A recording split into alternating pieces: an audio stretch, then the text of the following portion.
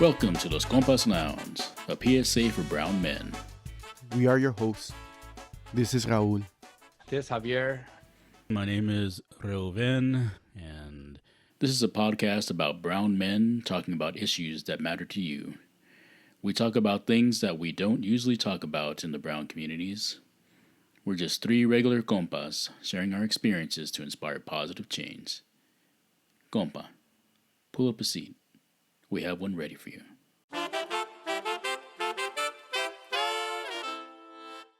Welcome back to Los Compas Lounge, and we have yet another topic. It's almost it's interesting. The last topic was brown men in the IT, and sometimes you got to just get away from that screen, and you got to get away from just everything that's going on, going on in the neighborhood, man, and I know for Los Compas aquí, one way that we do it is by just going out into nature, man. It's a way to disconnect and a way, at least for me, to recharge and reconnect, but one thing that I always see, that I always observe is that I'm usually the only Chicano out there, I'm usually the only brown man out there in nature, whether it's going just on a little 4-hour hike or going camping, or going for the deep ones, like going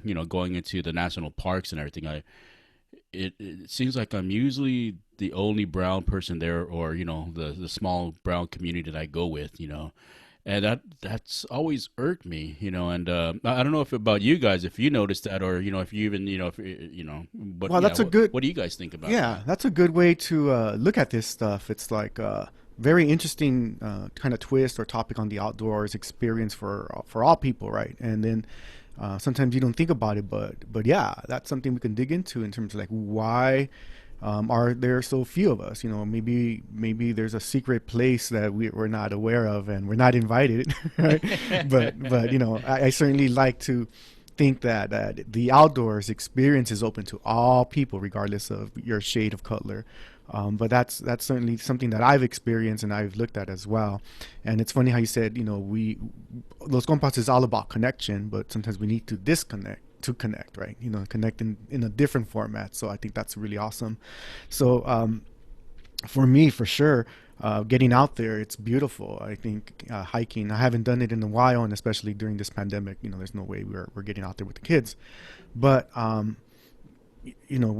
think about hiking, or I think about the outdoors as just an open space, an opportunity to reconnect with nature, right? Or reconnect with earth. What is out there for us, and what can we take advantage as individuals and as fathers and husbands and family men to get out there with our kids and expose them to all the beauty that nature has to offer. So when I think about that, I think about it in terms of an opportunity to get out, an opportunity to disconnect, an opportunity to expose my children to something very beautiful, whether it's the mountains, the beaches, or any other outdoor activity. What I really like when I go up there is there's no, even if you want to use your phone sometimes, I mean, you can't, so nobody's going to interrupt you, like there's this place I like to go camping, and it's like, it's in a canyon, so you're surrounded by mountains, and there's no way that you could call anybody, you're just trapped right there. But I mean, actually, right now, as I'm saying that, I was able to hack the system one time when I was in there, because my car has OnStar, and OnStar, that satellite. And then I remember one time, just to see if I could do it, I was actually able to make a call from my OnStar in my truck, But other than that, when I take like my kids, and then all of a sudden their phone stop working, that, hey, my phone, yep, that's how it is, I mean, so it's like we'll go deep into the I like going like deep into where it's like deep in the mountains, because I was gonna say that like I've noticed right now, okay, I'm thinking of this one place in particular in Azusa where there's a like a creek, and I do notice that there's a lot of a lot of raza right there, a lot of Latinos right there, along the creek, the un día de campo, like they go right there and take their food and right there, and That's been a big but tradition in LA, huh? Because we were kids. I remember my yeah, uncle used to take us to El Rio. We used to call it El yeah, Rio. Vámonos al yeah. I Rio. was We gonna say take, that. I remember yeah, too. I we have take the pictures of me hibachi. real little too. We'll take the Yeah, hibachi little grill, and it's funny, really quick. We would my father and my uncles and they would get the 6 packs back. They had the 6 packs of Bud Light or yeah. Budweiser, and they put them inside the Rio because the water Oh, was so cold. yeah, Yeah, yeah, that was funny, man, and yeah, it was cool. You would be in the Rio by taking a nice little cold dip in yeah, there, and then the señores and the tios and the fathers would be like cracking the beers and stuff. yeah. So I mean, Yeah, it yeah. was cool. It was, it's family. It brings you. They took an opportunity to expose us as little kids to Yeah. something And now we take recreational. our 6 packs and put them in the river. that's that's the lesson learned here. Yeah. Know how to keep your beer cold. Ruben, what about that one time that we went up, me, you, and Sal? We had this vision that we're going to take our instruments, we're going to play up there, and had some carne asada and everything. And I forgot we couldn't get the grill going, or I forgot what happened. I think we forgot matches or something like that. I don't know. So then we ended up cutting it short. I forgot. And then Sal's all right, well, whatever. And then Ruben's all telling, hey, Sal, don't be a tacaño, split the meat up. Like give me I'll cook it at home.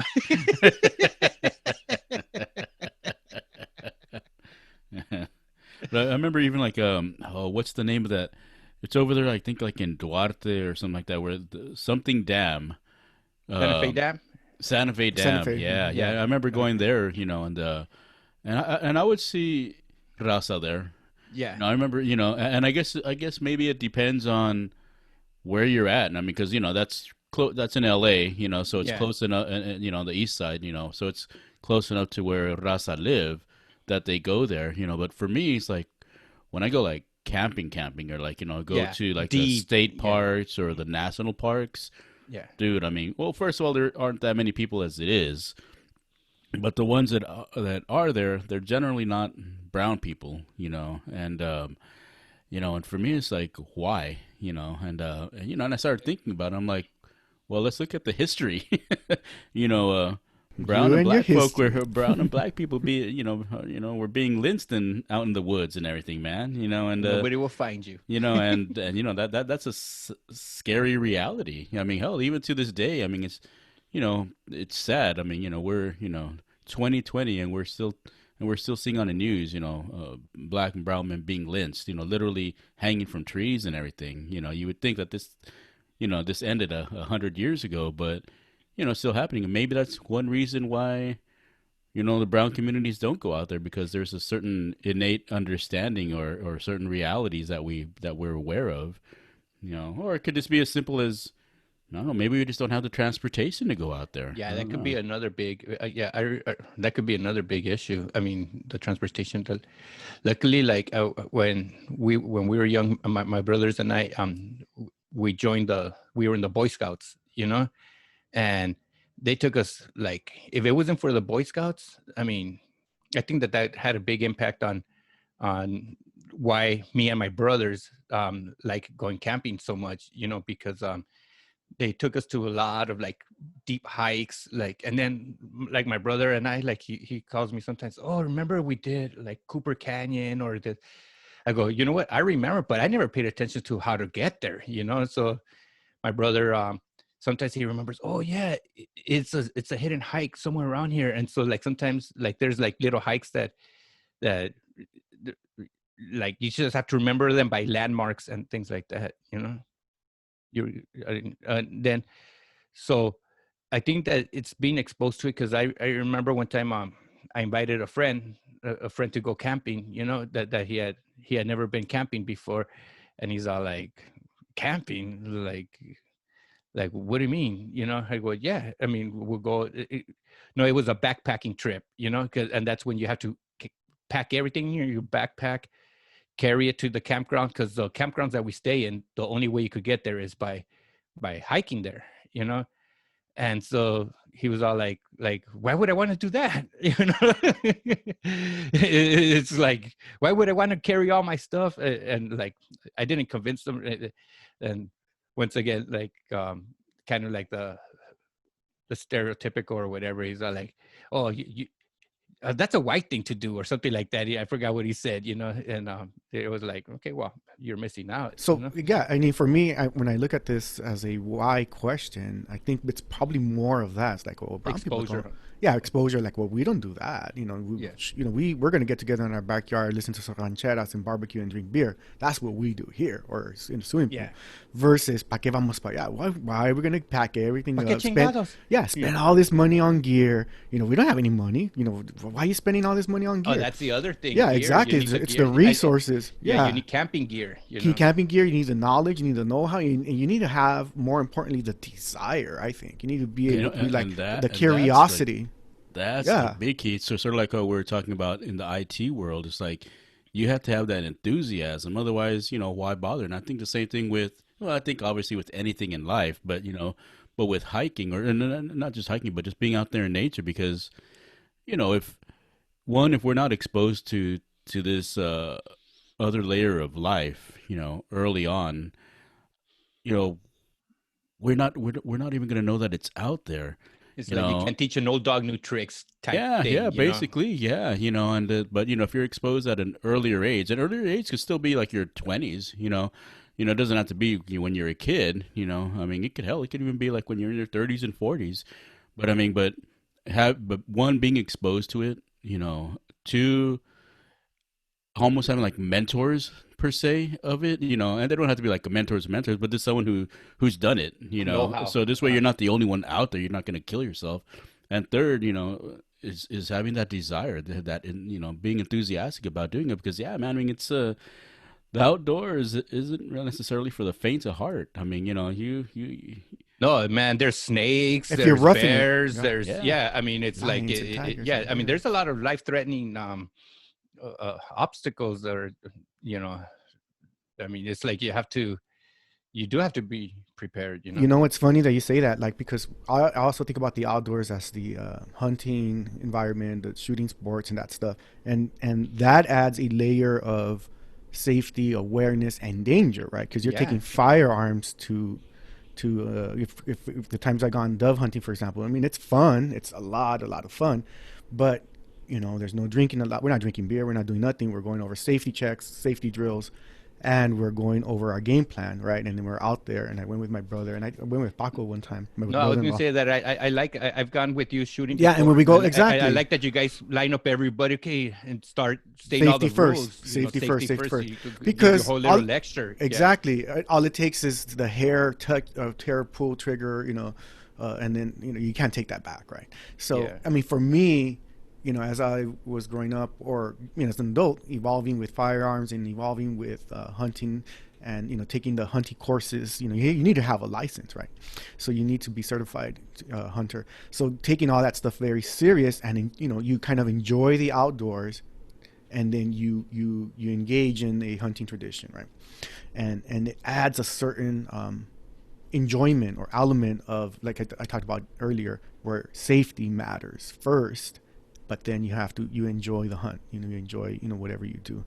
And for me, eventually, as my kids get older, I'll expose them to that. I haven't gone hunting in a long time, and that's totally cool. I'm okay with that. But for me, it's also another aspect of the outdoor life, different lifestyles. You get out there, you do see. When I used to work part-time for a gun shop. Campbell Brothers. Yeah, for Amber Brothers, a gun shop, and there was a lot of Latino customers, and and hunters. So in that community, I would, it's you do see a lot of brown folks, Asian American, Hispanic, Latino, Chicanos, whatever it may be, or that's probably because of LA, right? The diversity of LA, you see a diverse group of people into the outdoors, outdoor shooting, recreational kind of sports and activities, and I thought that was cool. I thought that was, it's a small community already, the shooting community or the firearms community, and then you have a smaller segment of those folks who are actually doing hunting or outdoor activities, and I think that's really cool. But I just wanted to kind of share that with you guys as well. yeah, also another thing also with nature. I mean, his when I'm snowboarding, and I remember also that same friend that I invited to go backpacking, and I told him, "Oh, you want to go snowboarding?" And then he goes like, once again, he has he's oh, that's so white. Like I don't I don't like. I mean, this friend, he grew up right here. He's my age, and he said that he's never been to Disneyland. I mean, I he's like so um I don't know, I guess he just sticks in his own little bubble and that's it. And that's the thing about, you know, going outside of what you consider being your limitations, and going outside of your comfort zone, and I think that's another layer of why I don't really see as many people of color in general out, out in nature, when I go out there, because you're basically alone, dude, and I believe the hardest thing for anyone to do is to be alone, but just be by yourself, because if when you're by yourself, you have to face certain realities of who you are and what you are. Sort of like maybe like how like the friend you're talking about, he's Yeah. like he seems like, he's completely content where he's at, and to go outside of where he feels comfortable is scary, and I think, like, for me, I think that's why another reason I love going out, you know into nature, going on my camping trips and my hiking trips, and just like you, sometimes I go by myself because part of it is disconnecting, but disconnecting from the day-to-day realities of life. But for me, it's I look at it in a different way. I look at it as reconnecting, reconnecting with myself, Yeah. and my higher being, And when you and set a fire, get the fire going, you just feel like a caveman. You just feel like the elements. I mean, it's just, it's funny. One time we've taken, because now as grown-ups, my brother, as adults, my brother and I like would take his kids and their friends. I mean, hiking. So loud kids, high school age, everything, and then you just set the fire and everybody's just like freaking cavemen, just at awe, just like it just silences everybody. Like we did a good long like 5, 6, 7 mile hike or whatever, and then after that we just set the fire, we get the fire going, and everybody's just like just staring at it. And now, a brown and proud PSA. We encourage you to get in touch with your inner caveman. Get outdoors and enjoy nature. And most importantly, expose your kids and others to the beauty that nature has to offer. We'd be honored to have you as a compa. Please subscribe to our podcast on your favorite listening app. There's a long human social history of how fire brings people together, and it forces us to talk and exchange stories, because after a long day's work of hunting and gathering, whatever it may be, and you're talking about cavemen, it's so true. The whole society structure starts to change and enhance, and culture begins, right? You begin to talk about the seasonal hunts or the seasonal crops, and then you're talking business and whatnot. But once all of that conversation is done, you start talking about, well, what's your interest? Do you like music? You start talking about stories, and that's how oral history is primarily, the origins, because it's the campfire, sitting around the campfire, right? You hear all those cliches like, well, rumor around the campfire was blah, blah, blah, blah.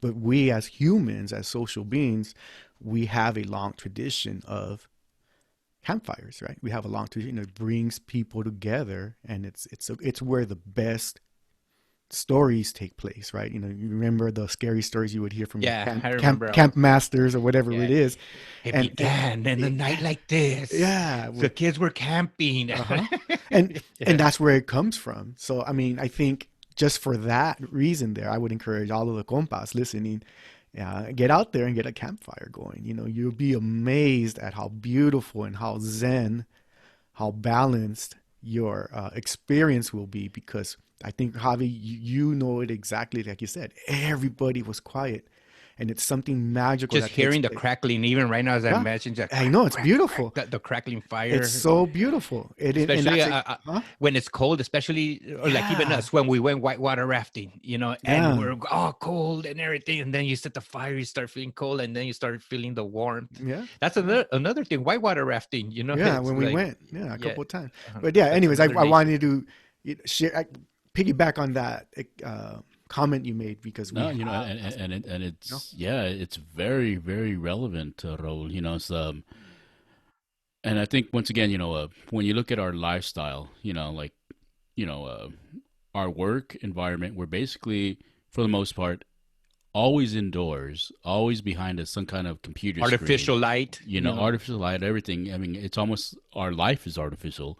So going out into nature, or going, as I say, going back to nature, um, doing that 7 mile hike, or doing a 12 mile river raft, that takes a lot of energy out of us. It's hard work. It's fun. I mean, at least for me, it's fun, but it's hard. And so, like you're saying, afterwards you come back to the campsite, you light your campfire, and everyone sits down, and one, yeah, we're mesmerized by the fire, but I think it's also a reconnecting, and an understanding, a subconscious understanding that, man, we worked really hard. We actually really really deserve, and we actually really earned this. We weren't behind a computer. We weren't locked up within four walls. We actually were out in nature. We were one with nature, and now we come together again as a community, and now we can talk about our experiences, and that experience of that day, that experience of camping, that I mean of hiking or river rafting, whatever it was, and we can better appreciate it, and I think it gets our body, our physical body, back into tune. It's like the Neanderthal days, or the caveman days. Basically, we would wake up when the sun would come up, um, and we would go and do our thing. And then when and we'd have to go get our our food, our whether lives that meant, revolved around the yeah, rotation of the sun. yeah, Synchronize and ourselves with the when it celestial got clock. dark, we understood danger. Dark is danger, so we're gonna go back to our home, our campsite. We're gonna light a fire. This way, the animals around us know we have fire, because other animals didn't understand fire. They were afraid of fire, so that's why we had the campfire. Yeah, I You never know, seen a mountain lion make a campfire. yeah, yeah, and it might Top grow. that. so it's about the once again our our bodies, getting back to that circadian rhythm, and that's basically what you're talking about, Javi. Is the when the sun is up and the sun goes down, that's our natural circadian rhythm. I mean, our mind and our brain and our body understand when the sun comes up, we're up and doing our thing. When the sun comes down, it's time for us to go to sleep. And going back into nature, that adds another layer of our reconnecting to Mother Nature, and Father Sky. And at least for me, dude, and I think I'm pretty sure it's the same for you guys. When I come when I'm packing, I get sad, dude. I'm packing because we're closing down the Gotta go camp, and we're back. gonna Oh go back yeah, home. wait, yeah, tear it down. Oh yeah, Yeah, I know. and then but then at the same time, once we get in the car and we're driving, I'm like, man, this was a good week, or a good Yeah, weekend. And then I'm actually looking forward to, or no, I don't want to say I'm looking forward to. I have a different I'd have a different energy level for work. It's like, oh man, you know what? I really needed this. Now I could go back to work, recharge. You're recharged. recharge. Yeah. Like my mind is cleared, and then ideas start flowing. Like Well, oh when yeah, you're hiking and you start like that adrenaline, or you're like, man, when you're on like sometimes, like 10, 20 mile hikes or whatever, it's like you're just like so tired, or like, I don't know if the tired is the word, but it's like sometimes you're like, oh, I just want to get to the campground already, or I want to get there. And there's nothing else. Like if there was any stress in your mind at all, you're just like, you're not thinking about anything, I mean, you're just like right there, just like, I love getting like that tired, sometimes like, I enjoy the rhythm sometimes. You kind of synchronize yourself, as you said, to the elements and whatnot, and you're going your thing. But you know what irks me, man? You what's got that? this positive space and energy, and then you see garbage and trash and graffiti, Yeah. and it disrupts you. It It's makes my blood exactly, boil. it disrupts you. It's kind of like Ruben said earlier. It's like shit. You're packing your bags to go home, and your mind starts to shift. And it's the same thing for me. I'm doing this thing, and I see Budweiser, and I'm like, tortillas. I'm like, fucking raza, dude. Yeah, Or you you know think about what? it, and it pisses me off because it's like I'll make an effort to pick it up, but then I'm like, here I was in this positive energy, moving in this trajectory, and then I stumble upon the garbage, and it reminds me of, Yeah, and then it makes me think people just don't care, and people are just ruining the spot, and it's really disruptive to my rhythm. it is, man. A philosophy that my brothers and I, that we were taught, and now we're teaching, is leave your campground better than how you found it. So after we pick up everything, we tell the kids, my nephews and their friends and everything, is you know what? Is that now we need to pick up more trash, something that, so we'll find like old bottle caps, and things like that. So we always try to say, okay, let's leave it a little bit better than how we found it. I mean, of course, if everybody lived by that philosophy, we'd have a clean mountains and everything like that. But yeah, I can't believe how sometimes some people just think it's okay to just, oh, I'm out of here, and they leave everything behind. And yeah, Yeah, no, man, I see that more often than I would like to admit. When I'm going on my hikes, but something, I'm like, okay, what can I do about this? So about 10 years ago or so, I actually I actually pack a plastic bag, trash can, trash bag with me, and I have it attached to my hip. So when I see, you know, basura, beautiful. I just pick it up, and I put it in, in my bag, and sometimes, I mean, luckily the bag has never gotten full, but it's, let's just say there's times when it slows me down, but it's something that I taught my son as well. He's not really into nature very much, but but when he was younger, I was able to force him to go out to nature with me, and I taught Like him, the way I mijo. force my kids right now. Exactly. And I said, mijo, I'm gonna go ahead and carry, put this around my waist, but when you see basura, go ahead and pick it up and just put it in there.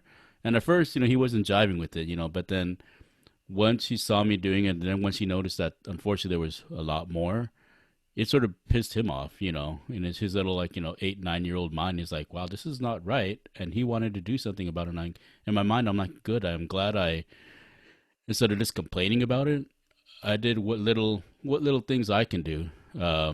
And, so yeah, so there are things that we can do. I like the outdoor code, like, in the sense that, like, when you're hiking and everybody, hey, you greet everybody Hmm. that you're Friendly. walking through. Yeah, everybody. I mean, it's like, I love all of that. Like, one thing I like also is, like, I mean, let me knock on wood right now, but up until now, I mean, I've been going camping, hiking, since I was about like 10 years old. So that's like almost 40 years or something, and what we do is, we set up camp and we take off, and there was another occasion where we actually did bring a friend from the neighborhood camping, and it was his first time.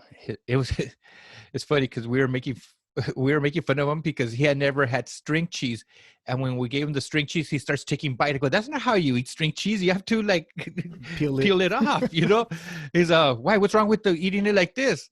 And we're like, no, I guess there's nothing wrong with it,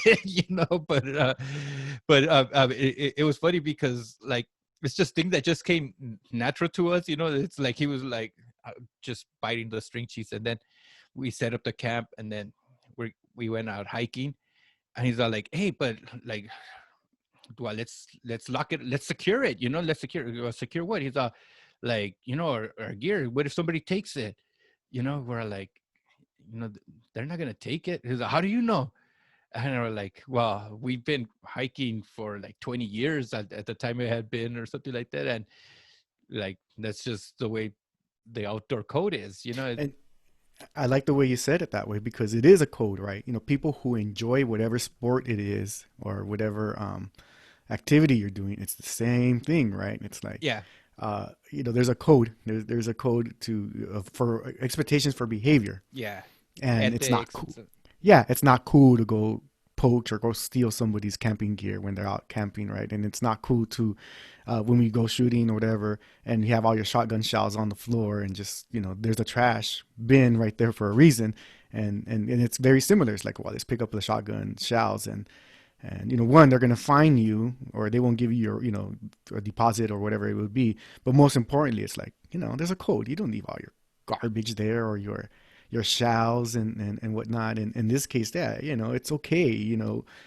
Get out and enjoy nature without having to worry about your belongings being stolen. Now, does that happen? Sure. I'm sure people out there get out, get this idea of like stealing stuff and that's not cool. It No, happens. I mean I it's mean, it happens, but again, it's this whole code, and you only learn about the code when you're exposed to the experience, right?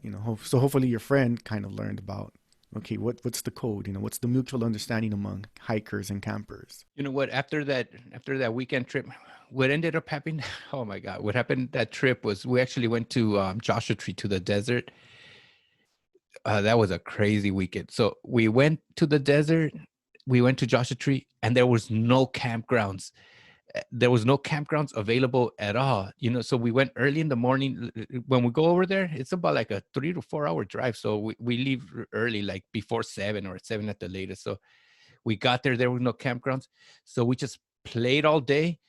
And then from after that, about like 4 or 5, we drove all the way to the forest.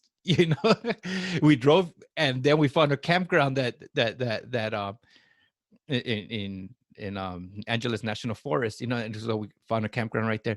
So that friend, he got like a double dose of nature, like the desert first and then the forest, and after that he really he got exposed to nature like a lot, and he liked it. He by Sunday he's like, man, this was fun. This was fun. And I think that's what we need to do, right? If our goal is to inspire and to encourage other people, or to encourage you to get out there and learn something, it's like, well, let's take them out, right? Well, let's show them, and the same thing in the firearms community, right? For me, I was always super patient and supportive of brand new shooters, women or men, or come in like, can you recommend a gun for home defense or for camp, for hunting or whatever it may be? And it's like, cool, one more. This is my opportunity as a teacher to support their growth and expose them to this new sport or whatever it may be. And the same thing with the outdoors, right? You take this opportunity to expose more brown folks, more brown people, more brown men, more brown family, to say, you know what, there's a code out there. Let's get out there. Let's enjoy it. Let's get in touch with nature, and let's not leave our garbage behind. Let's leave the campsite better than it was when we arrived. Your whole code there. That's like, as we owe it to ourselves as individuals, as people who are from the earth, right? And people who enjoy the outdoors. It's like, how can we expose others? Can we make a very deliberate, can we take deliberate action to actually create a teaching and learning moment, or exposing moment or opportunity for others to enjoy the outdoors just the way we enjoy them? And that is exactly what we need more, Raul, is from ourselves. Literally, each individual, like the three of us right here, we need to be, and we can be, those ambassadors. We can be those ambassadors to nature. And it could be something as simple as going on a little 2 mile hike. Or just even talking about them. Hey, did you know that that there's that there's a really big city park, where you can do some hiking, or there's three state parks, just within the east side of Los Angeles County, just giving them the information, and or the questions. Hey, have you ever gone hiking? And just literally just starting up a conversation and seeing where it takes you, and being the person that sets those things up, sets up those trips, and hit up your friends and say, hey, do you know someone who hasn't gone camping, or why don't you That's why a don't you go good. and That's a good. invite them this way, That's a good it's the advice. yeah, it's like Try to just make it a point to take someone that has never gone camping before. That's a yeah, it's very just good. like the little things like that that we can do, to expose our communities, to go out there, and thus when we are out there with the newbies via conversation, like, yeah, sort of like we're talking about right now. Hey, did this. I remember this one time I went over here, or we did over this, and with this that, and just something to keep in mind, man. We clean up after each other. We don't leave basura around. Yeah. And if we see that there's someone that needs help, hey, we're gonna help them. And this way they're exposed, because you never know. I mean, maybe this 30-year-old man who's never gone out into nature before realizes, wow, this is cool, this is Why didn't I fun. do it before? Yeah, and then they might have kids, and then they'll begin to expose their kids to it. And it all began by a simple question of, hey, do you know someone who hasn't gone camping? Or so it began with you, and you can affect three or four Generations. generations, and Yeah. then we can be the kernel, or the kernels, of having more communities of color go out there, into nature, do the camping, do the hiking, do the road trips, and instead of just talking about it and like just shaking our heads saying, man, how come I'm the only one out here? Well, hey, just by you starting that conversation, now Yeah, there are more man. people out there. Like in a previous episode that we talked about, that part of our mission statement is to present solutions, not just complain about everything. And this is a good action item of Ruben to try to. I mean, right now with this COVID situation, it's hard. I mean, well, it's impossible.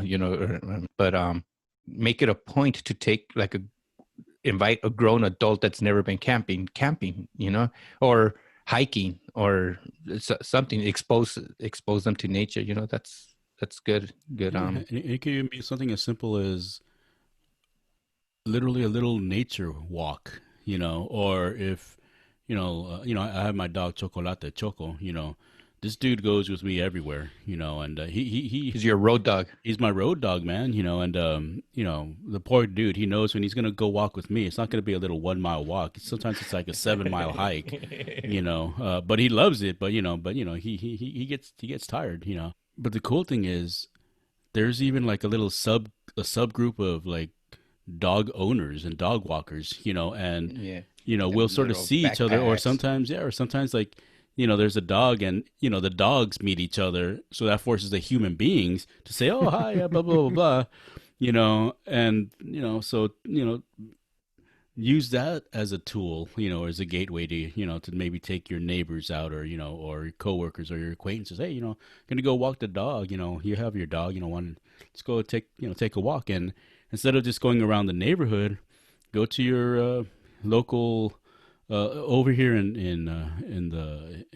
here in Oakland. In the East Bay, we have this East Bay Regional Park District, and these are some really really nice parks. I mean, they're big. They're not your local neighborhood parks. I mean, there's like trails, trail system where you can hike from San Jose, California, all the way past Berkeley, California. I mean, you can, like, it's literally the whole East Bay, and you could start, at the Inner Bay, and hike all the way, uh, almost into the Central Valley. I mean, so I mean, it's very vast and expanse. So I mean, I'm fortunate enough to have that where I live.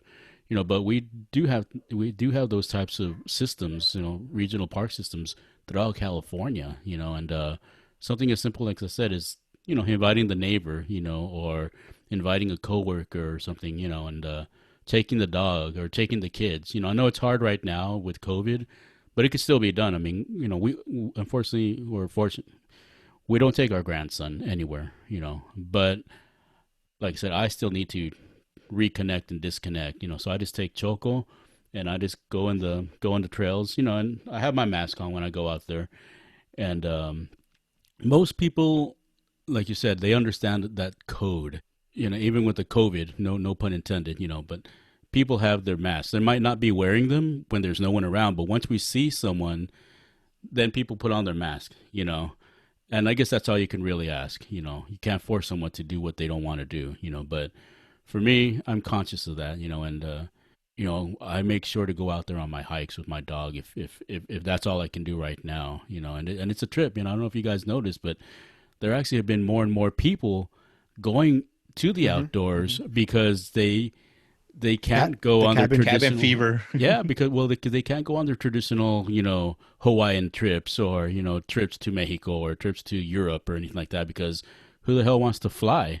But there's a safety in having your own vehicle or having your own RV, and like RV rentals has shot up, through the roof, because people are doing all these camping trips, going to the state parks, going to the national parks, and it's inundated now. I mean, it's like it's beautiful and it's scary at the same time. Beautiful that people are re-experiencing, or maybe even for the first time, experiencing nature. And it's sort of scary in that, well, we are going through this pandemic, so just because you're out in nature doesn't mean that the little virus isn't out there either.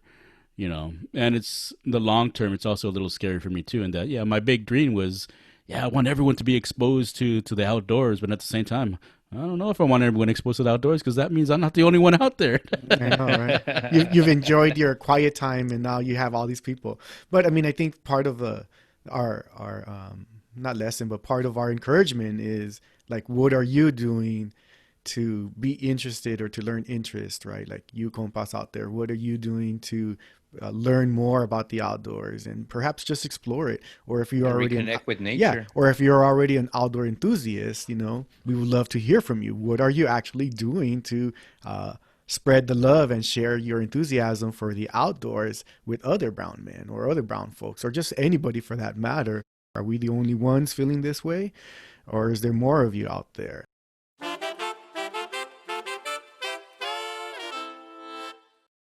There's nothing like in the morning, the sun's the day's about to start, the daybreak, I love I love sometimes waking up before the daybreak and then it's all quiet and then start seeing the sun slowly coming up. The birds start singing, you hear the wind. If you're by a creek, you hear it. You just harmonize yourself with the symphony of nature, just and that's so beautiful. Just I could hear the creek right now, even just as I imagine it.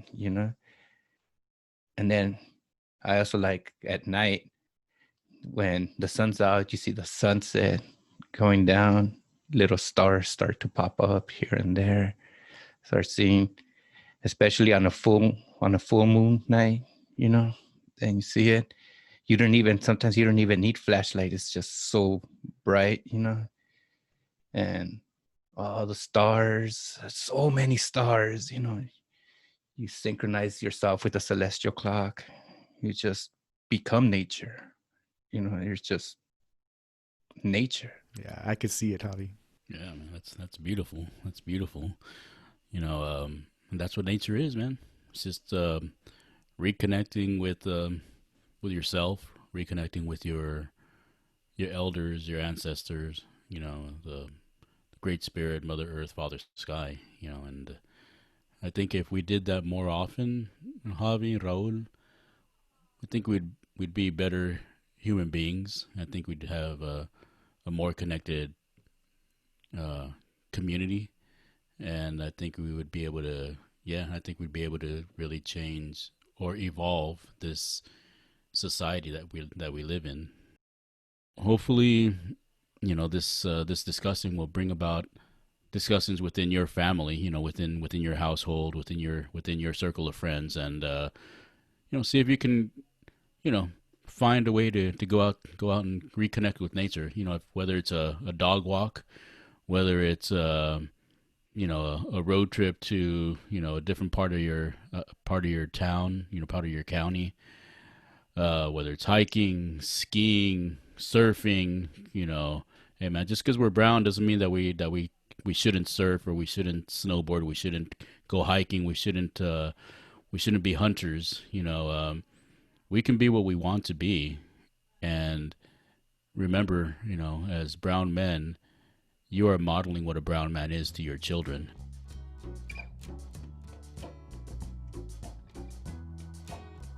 If you like what you heard, go ahead and subscribe to our podcast and give us a 5-star review. It really means a lot and would really help out this podcast. We invite you to visit us at loscompaslounge.com to share your ideas and suggest topics for future episodes.